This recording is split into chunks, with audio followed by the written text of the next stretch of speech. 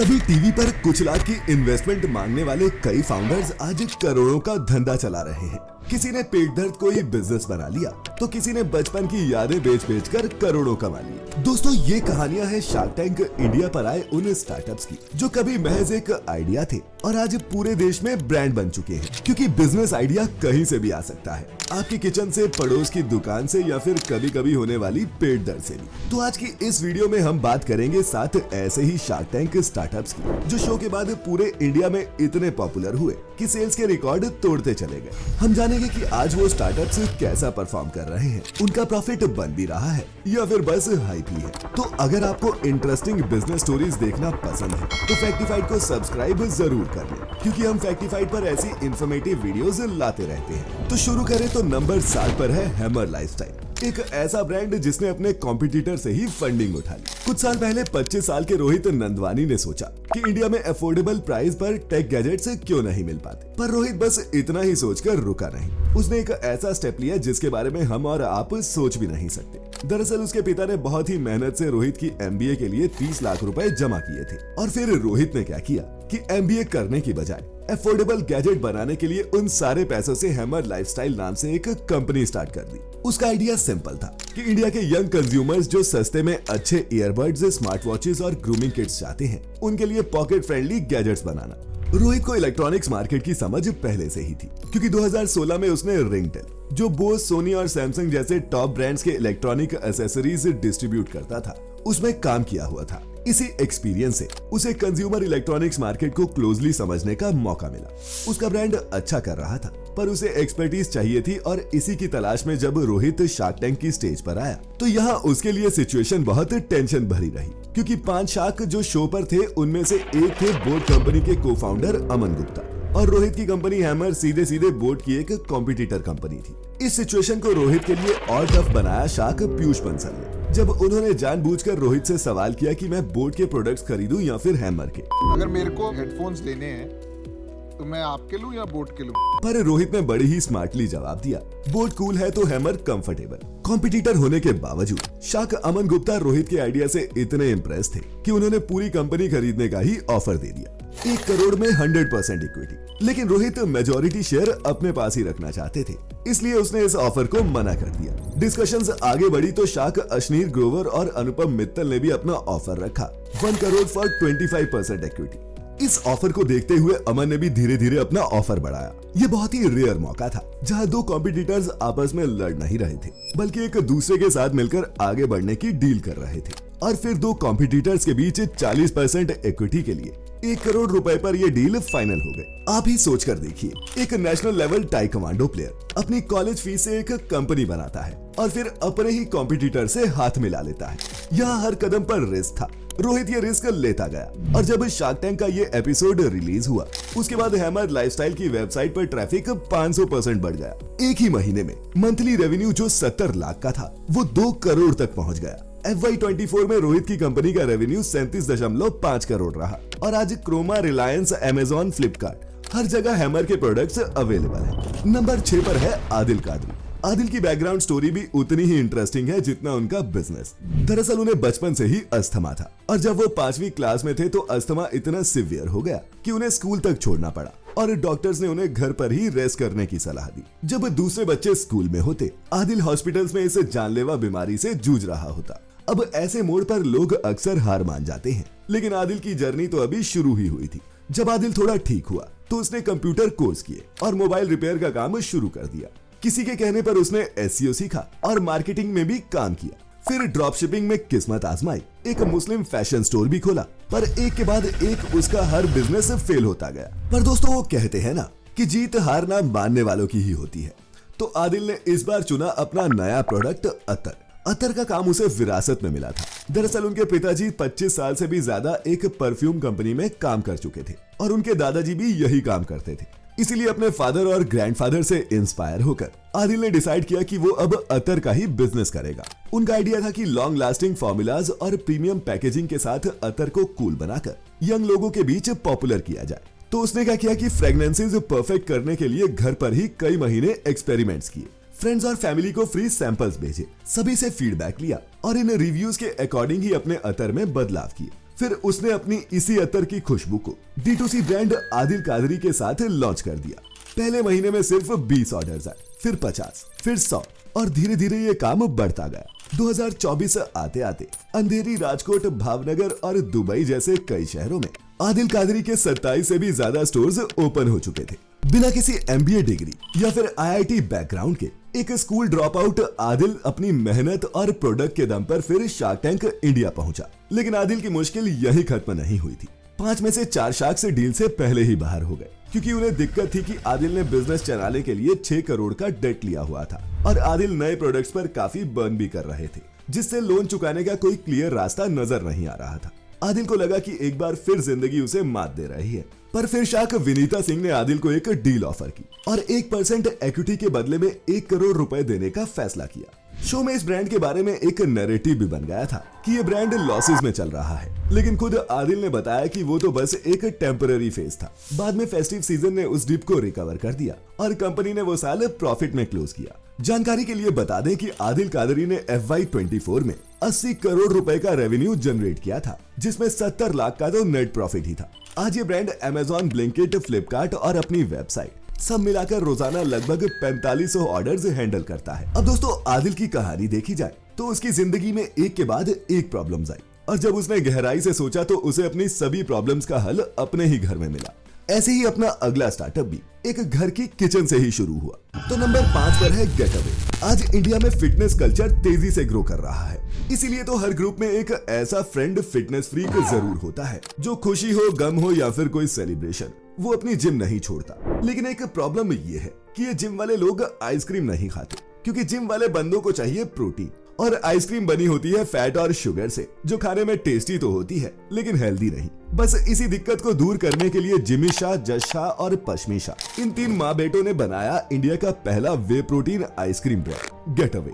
और ये एक परफेक्ट एग्जाम्पल बन गया कि माँ के पास हर परेशानी का हल होता है। जब यश शाह ने अपनी माँ से जिद की कि उन्हें एक हेल्दी आइसक्रीम खानी है, तो उनकी किचन में तैयार हुआ ये इंडिया का पहला वे आइसक्रीम, जो खाने में इतनी टेस्टी लगी कि इस परिवार ने इसी को अपना बिजनेस बनाने की ठान ली। शार्क टैंक में गेटअवे ने 8% इक्विटी के लिए 1 करोड़ रुपए की मांग की थी, लेकिन फाइनल डील 15% पर सील हुई, जिसमें अमन गुप्ता, अश्नीर ग्रोवर और विनीता सिंह, तीनों शार्क्स ने इन्वेस्ट किया। और दोस्तों, आप यकीन नहीं करोगे कि शो में आने के बाद इस ब्रांड का रेवेन्यू 12 गुना बढ़ गया। पहले जिनका मंथली रेवेन्यू 20 लाख रुपए था, शो के बाद 1 साल के अंदर ये 2.5 करोड़ पर मंथ तक पहुंच गया और आज ये ब्रांड देश के 45 प्लस सिटीज में अवेलेबल है। मलाइका अरोड़ा जैसी सेलिब्रिटीज ने इस ब्रांड को एंडोर्स किया है और अपने प्रोडक्ट्स की बढ़ती मांग को देखते हुए इस ब्रांड ने वीगन और कीटो फ्रेंडली प्रोडक्ट लाइंस भी लॉन्च की है। गेटअवे का रेवेन्यू हर साल बढ़ा है। FY23 में इसका रेवेन्यू 7.9 करोड़ था, जो FY24 में 14.8 करोड़ हो गया और FY25 में 18.1 करोड़। अब जब आइसक्रीम की बात कर रहे हैं तो मुझे बचपन की वो चुस्की बहुत याद आती है जो हम बड़े शौक से खाया करते थे।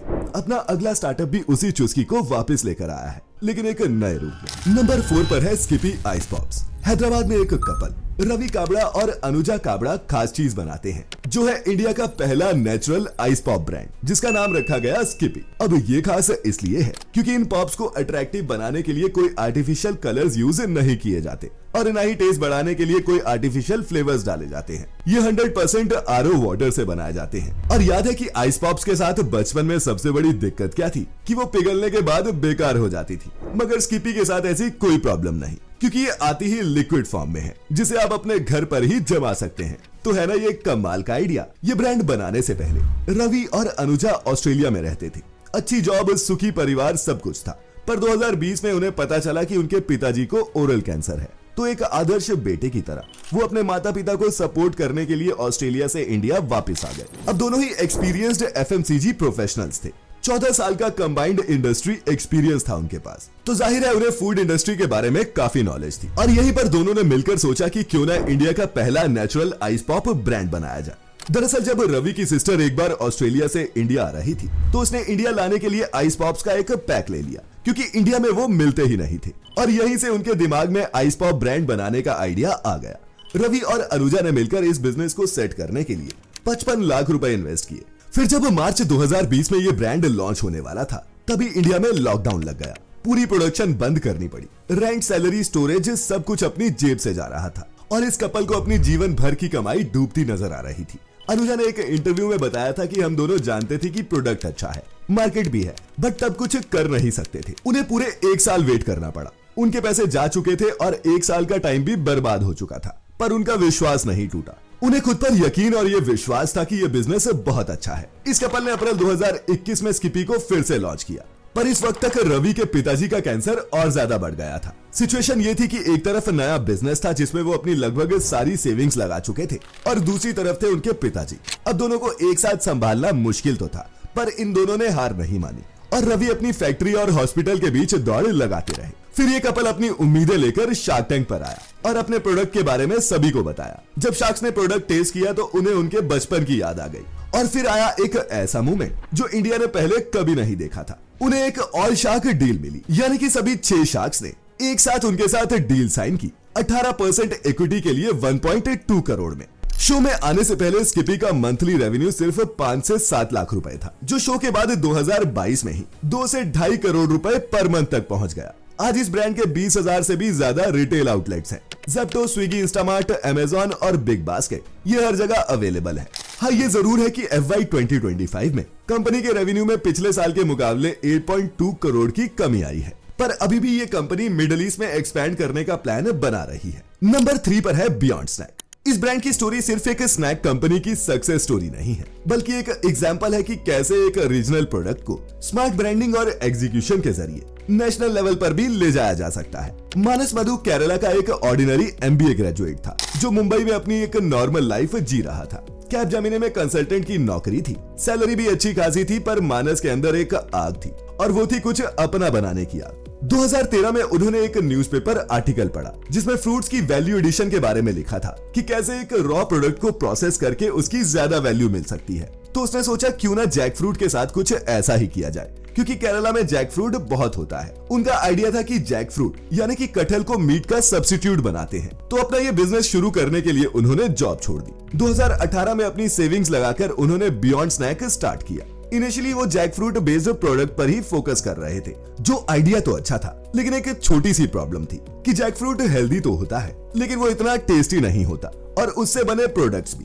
तो मानस जानते थे कि इंडियन मार्केट में हेल्थ बेनिफिट से पहले टेस्ट मैटर करता है, और अगर प्रोडक्ट टेस्टी नहीं होगा तो इंडियन मार्केट में चल नहीं पाएगा। इसीलिए मानस का ये प्रोडक्ट फेल हो गया। इसके बाद उन्हें कुछ समझ नहीं आ रहा था। उनका फोकस जैक फ्रूट से बनाना की तरफ तब गया जब मानस एक रात डिप्रेस्ड होकर लोकल मार्केट में घूम रहे थे, और उन्होंने कैजुअली एक लोकल बनाना चिप्स का पैकेट ट्राई किया। उन चिप्स की क्वालिटी इतनी बेकार थी कि मानस उस पैकेट को खत्म नहीं कर पाए। उल्टा उसका पेट खराब हो गया और उसे रात भर नींद नहीं आई। पर मानस के दिमाग में यहाँ से एक नए आइडिया ने जन्म लिया।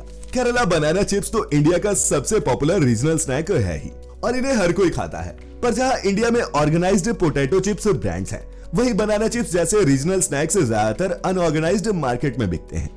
बस यहीं से उन्होंने सोचा कि क्यों ना इस रीजनल प्रोडक्ट को ब्रांडेड और हाइजीनिक फॉर्मेट में लॉन्च किया जाए, और यहीं से शुरुआत की उन्होंने बियॉन्ड स्नैक्स की, और केरला के नेंद्रन बनानास को hygienic no hand touch process से मल्टीपल फ्लेवर बनाना चिप्स में कन्वर्ट कर दिया। मानस जब शार्क टैंक पर अपना ये प्रोडक्ट लेकर आए तो उनका प्रोडक्ट ही इतना अच्छा था कि सभी शार्क्स इंप्रेस हो गए। उन्हें एग्जैक्टली वही डील मिली जो वो लेने आए थे, 2.5% इक्विटी के लिए 50 लाख रुपए।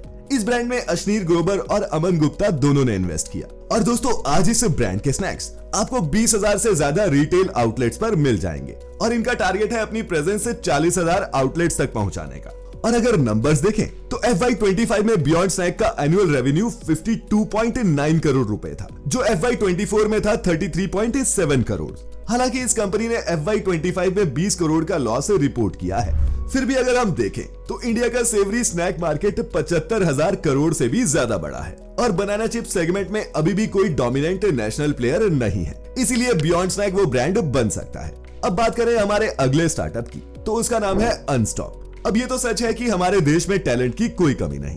IIT, NIT, Tier 2, Tier 3 colleges में भी हर जगह टैलेंट की भरमार है, लेकिन इन टैलेंटेड स्टूडेंट्स को सही अपॉर्चुनिटीज नहीं मिलती। तो क्यों ना एक ऐसा प्लेटफॉर्म बनाया जाए जहां स्टूडेंट्स अपना टैलेंट दिखाएं, कॉम्पिटिशंस में पार्टिसिपेट करें, और टॉप कंपनीज डायरेक्टली इस प्लेटफॉर्म से उन्हें हायर कर ले। अंकित अग्रवाल ने यही सब सोचकर एक प्लेटफॉर्म बनाया जिसका नाम रखा अनस्टॉप। और जब अंकित शार्क टैंक इंडिया के एक एपिसोड पर आए तो उन्होंने शार्क से 1% इक्विटी के लिए 1 करोड़ रुपए मांगे। इन्फो एज के सीईओ अमित जैन को अनस्टॉप का आइडिया बहुत पसंद आया और उन्होंने शार्क टैंक इंडिया की हिस्ट्री का सबसे बड़ा सिंगल ऑफर 10% इक्विटी के लिए 5 करोड़ रुपए ऑफर कर दिए। फाइनल डील में मल्टीपल शार्क्स इन्वॉल्व हुए और 4% इक्विटी के लिए 2 करोड़ पर यह डील फाइनल हो गई। और दोस्तों आज आलम ये है कि 800 से भी ज्यादा कंपनीज हायरिंग के लिए अनस्टॉप का इस्तेमाल करती हैं। जून 2025 में कंपनी ने माइनावी जापान और कॉर्सेरा जैसे इंटरनेशनल प्लेयर से $5.28 बिलियन रेज किए हैं और 2025 में कंपनी की एस्टिमेटेड एनुअल रेवेन्यू $183 मिलियन यानी कि रफली 15,000 करोड़ रुपए के आसपास रहा। और अब आखिर में बात करते हैं अपने नंबर 1 स्टार्टअप की, जिसका नाम आपने भी जरूर सुना होगा। तो ये है स्निच की कहानी। सिद्धार्थ डुंगरवाल अपने बाप की ज्वेलरी की दुकान पर काम करता था, पर उसे डायमंड्स में इंटरेस्ट नहीं था। उसे तो हमेशा से ही हीरो से ज्यादा चमक कपड़ों में नजर आती थी। ये बहुत ही डेयरिंग की बात थी कि वो पहले से अपने सेट बिजनेस को छोड़कर अपना एक नया बिजनेस शुरू करना चाहता था। और जब 2009 में उसके पड़ोस वाली दुकान खाली हुई तो सिद्धार्थ को उसमें अपना चांस दिखा और उसने अपने पिता को कन्विंस किया कि पड़ोस वाली दुकान में उसे कपड़ों का काम शुरू करने दे। अब दोस्तों कहते हैं ना कि अगर काम में मजा आए तो काम अपने आप तरक्की करता है। बिल्कुल वैसा ही हुआ। सिद्धार्थ का काम भी अच्छा चला। उन्होंने शुरुआत B2B बिजनेस से की थी और जब यह धंधा काफी अच्छा चल रहा था तब उनकी कहानी में विलन बनकर आया कोविड। और जैसे सारा देश बंद था वैसे ही सिद्धार्थ का यह धंधा भी बंद हो गया। इन्वेंट्री का ढेर लगा हुआ था और सिद्धार्थ इतने लॉस में जाते जा रहे थे कि वो उसे बंद ही करने वाले थे। तभी उन्होंने अपने इस बिजनेस को एक लास्ट चांस दिया। वो अपने बिजनेस को B2B से D2C पर ले आए। सिर्फ 39 प्रोडक्ट्स और 4 लोगों की टीम के साथ उन्होंने stitch.co.in लॉन्च किया। अपने बिजनेस को फिर से खड़ा करने के लिए उन्होंने अपने दोस्तों और फैमिली से 4.5 करोड़ का लोन भी लिया। ये एक बहुत ही रिस्की डिसीजन था। अगर इस बार काम नहीं चला तो उसे सारा लोन अपनी जेब से चुकाना पड़ता। लेकिन दोस्तों उनके प्रोडक्ट इतने कमाल थे कि लोगों को वो बहुत पसंद आए और कस्टमर्स खुद ही स्निच की मार्केटिंग करने लगे। सिर्फ वेबसाइट और ऐप से ही उनके पास इतनी डिमांड आ गई थी कि वो उसे पूरा नहीं कर पा रहे थे। अपने इन अच्छे सेल्स नंबर्स के साथ Siddharth Dungarwal shark tank India पर पहुंचे, जहां उन्होंने 0.5% इक्विटी के लिए 1.5 करोड़ की मांग रखी। सिद्धार्थ ने इन्वेस्टमेंट सिक्योर करने के लिए स्टेज पर एक कंडीशन भी रखी कि या तो सभी शार्क्स इन्वेस्ट करें या फिर कोई नहीं। ये एक बहुत बड़ा गैम्बल था। अगर सभी शार्क्स राजी नहीं हुए तो किसी 1 या 2 से मिलने वाली इन्वेस्टमेंट भी हाथ से निकल सकती थी। पर यही दांव सिद्धार्थ के काम आया और उन्हें एक ऑल शार्क डील मिली। अनुपम मित्तल, अमन गुप्ता, नमिता थापर, पीयूष बंसल और विनीता सिंह सभी ने 1.5 करोड़ रुपए 1.5% इक्विटी के लिए स्निच में इन्वेस्ट किए। और अगर नंबर्स की बात करें तो स्निच ने FY23 में यहाँ 106 करोड़ रुपए का रेवेन्यू जनरेट किया था, तो वहीं FY24 में 127% की ग्रोथ के साथ 243 करोड़ रुपए और इसके बाद FY25 में इसका भी डबल 506 करोड़ रुपए का रेवेन्यू जनरेट किया। आज कंपनी के 100 से भी ज्यादा फिजिकल स्टोर्स हैं और ये ब्रांड UAE मार्केट में भी एंटर कर चुका है। हर हफ्ते ये नए डिजाइन लेकर आते हैं और इन्होंने बेंगलोर में अपना 60 मिनट डिलीवरी पायलट प्रोजेक्ट भी शुरू किया है, जिसमें आपके ऑर्डर किए हुए कपड़े आप तक 1 घंटे में पहुंचा दिए जाते हैं। 2025 में स्निच की एस्टिमेटेड वैल्यूएशन 2,500 करोड़ थी। अब दोस्तों यकीन करना तो मुश्किल है, लेकिन 2021 में जिस कंपनी का रेवेन्यू महज 11 करोड़ रुपए था, 2025 में वही रेवेन्यू 506 करोड़ पहुंच गया। यानी कि सिर्फ 4 साल में स्निच का रेवेन्यू 47 गुना बढ़ा है। इसीलिए सभी को एक लास्ट चांस मिलना ही चाहिए। तो दोस्तों ये थे वो 7 ब्रांड्स जो जब शार्क टैंक इंडिया पर गए तो इन्होंने सेल्स के सभी रिकॉर्ड तोड़ दिए। अच्छा, अगर आप भी एक शार्क होते तो आप इनमें से किस कंपनी में इन्वेस्ट करते और क्यों? मुझे कमेंट करके नीचे जरूर बताना। और ऐसी और भी इंटरेस्टिंग और इंसाइटफुल वीडियोस देखते रहने के लिए फैक्टिफाइड हिंदी को सब्सक्राइब जरूर कर लेना। जल्दी फिर मुलाकात होगी, तब तक के लिए आपका बहुत बहुत शुक्रिया।